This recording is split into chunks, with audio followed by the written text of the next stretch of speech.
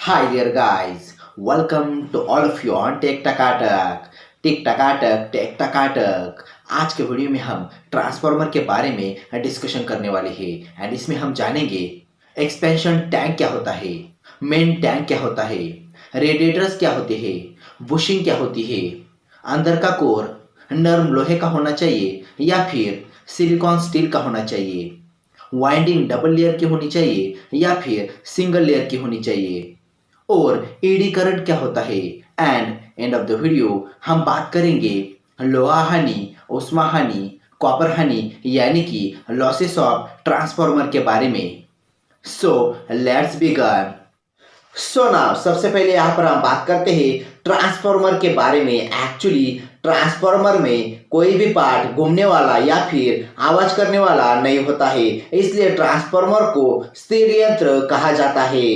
And actually transformer electromagnetic induction के self या फिर म्यूचुअल इंडक्शन के तत्व के अनुसार काम करता है।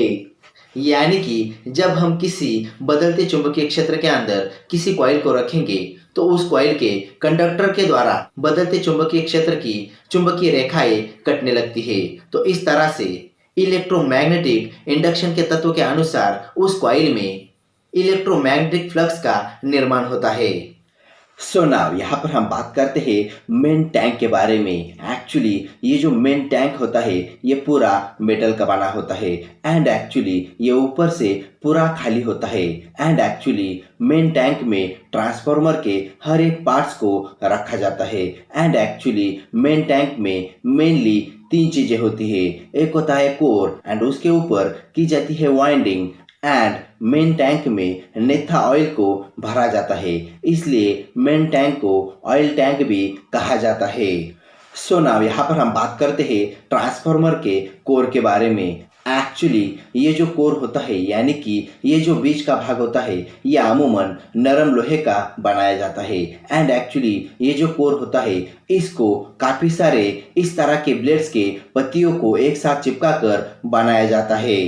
एंड एक्चुअली ट्रांसफार्मर में जहाँ कहीं भी खाली जगह होती है वहाँ पर एक एक्स्ट्रा करंट निर्माण हो जाता है और उसे ईडी करंट कहा जाता है। इसीलिए इस तरह के काफ़ी सारे ब्लेड्स के पत्तियों को एक साथ चिपका कर कोर को तैयार किया जाता है सो दैट कोर में खाली जगह ना रहे और कोर में एक्स्ट्रा करंट यानी कि एडी करंट ना निर्माण हो। इसीलिए इन पत्तियों के ऊपर बार्निश का लेप लगा दिया जाता है। एक्चुअली बार्निश का लेप इस पर उत्पन्न होने वाली एक्स्ट्रा करंट को यानी कि एडी करंट को कम करता है और इसीलिए एडी करंट से बचने के लिए काफ़ी सारे पत्तियों के ऊपर बार्निश का लेप लगाकर उनको एक साथ चिपकाकर इस तरह का कोर तैयार किया जाता है। एंड एक्चुअली इसमें हर एक पत्ती लगभग 0.5 mm के आसपास होती है। इस तरह के काफ़ी सारे पत्तियों को एक साथ चिपकाकर कोर को तैयार किया जाता है।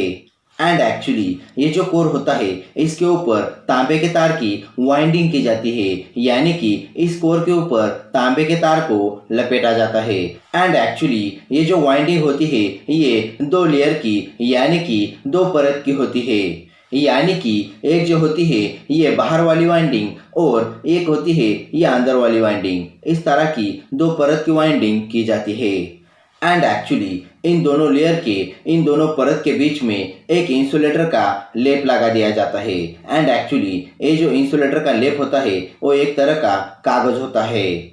एंड एक्चुअली ये जो इंसुलेटर का लेप होता है ये तार के प्राइमरी वाइंडिंग को यानी कि तार के प्राइमरी परत को तार के सेकेंडरी परत से यानी कि तार के सेकेंडरी वाइंडिंग से अलग करता है।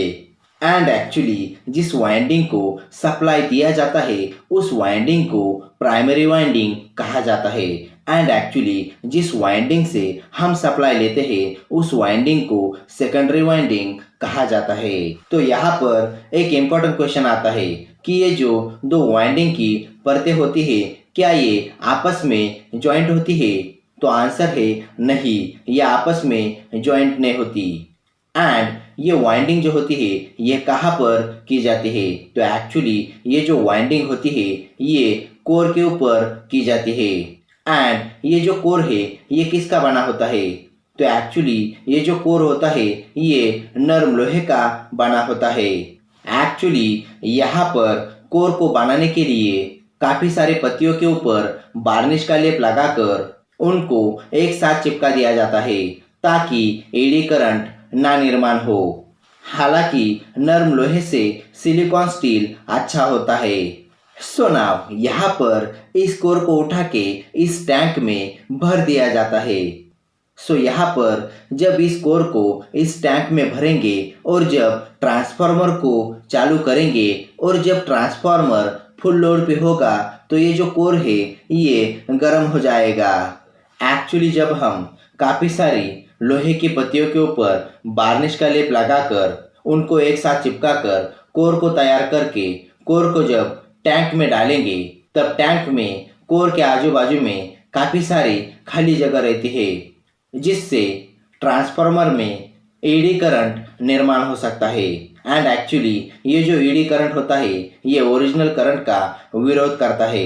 सो यहाँ पर हमें इस एडी करंट को रोकना है, इसलिए यहाँ पर हम टैंक में नेथा ऑयल यानी कि तेल को भर देते हैं ताकि जगह खाली ना रहे और एडी करंट ना उत्पन्न हो, इसलिए मेन टैंक में तेल को भर दिया जाता है। सो यह थी पूरी जानकारी ट्रांसफार्मर के बारे में। वीडियो कैसा लगा आप हमें कमेंट करके बता सकते हैं। एंड इसके बारे में और भी जानकारी चाहिए होंगी देन इसका लिंक मैंने डिस्क्रिप्शन बॉक्स में दिया हुआ है। और अगर आप चाहे देन हमें अदर सोशल मीडिया प्लेटफॉर्म पे भी फॉलो कर सकते हो। एंड अगर आप इस तरह के और भी इंफॉर्मेटिव एंड टेक्निकल वीडियोस को देखना चाहते हो देन ऊपर आई बटन के लिंक पर क्लिक करके आप हमारे all informative and technical videos को यूट्यूब पर देख सकते हो। So thanks for joining me, stay tuned with me on tech Takatak. Bye bye.